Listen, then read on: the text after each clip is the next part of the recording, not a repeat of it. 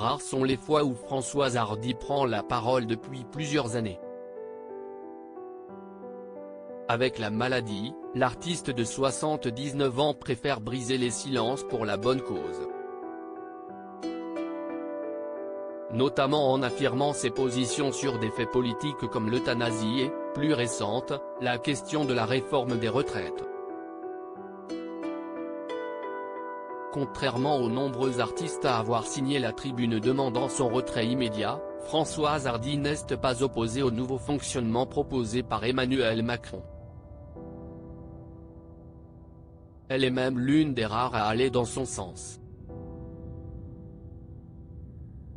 Dans les colonnes du journal du dimanche ce dimanche 9 avril, la maman de Thomas Dutronc ne s'est pas fait prier pour donner son opinion. Et si elle en avait eu la force, Françoise Hardy ne serait sûrement pas descendue dans la rue pour soutenir les manifestants. Je m'intéresse aux réalités économiques et j'ai compris qu'il y a plusieurs raisons impératives d'effectuer une réforme des retraites, a-t-elle fait savoir. Tous les pays européens ont mis l'âge de la retraite à 65, 66 ou 67 ans, sauf le nôtre, dont la dépense publique est la plus élevée d'Europe. Les retraités vivent 2 fois plus longtemps et actuellement, nous n'avons même pas 2 actifs pour un retraité.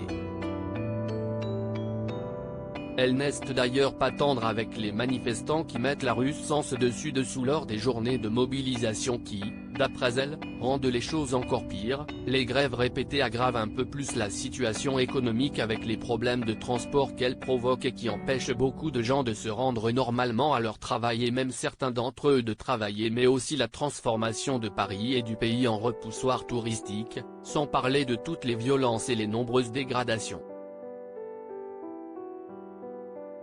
Sans langue de bois, si elle soutient les changements dans certains domaines, elle déplore la lenteur du gouvernement sur d'autres, notamment sur un sujet qui la concerne particulièrement. Le débat sur la fin de vie assistée qui vient néanmoins de connaître une ouverture. Il était grand temps que, la France, se débarrasse de certains préjugés religieux. Ne pas aider à partir quelqu'un qui souffre le martyre d'une maladie incurable m'a toujours paru inhumain.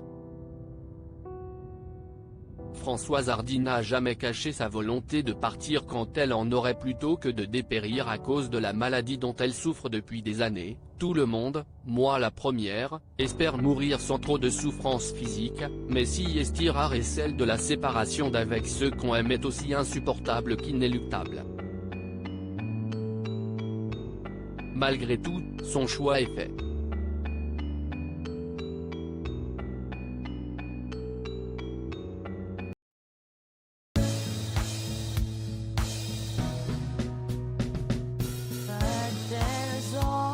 Sometimes through the rough times I think you got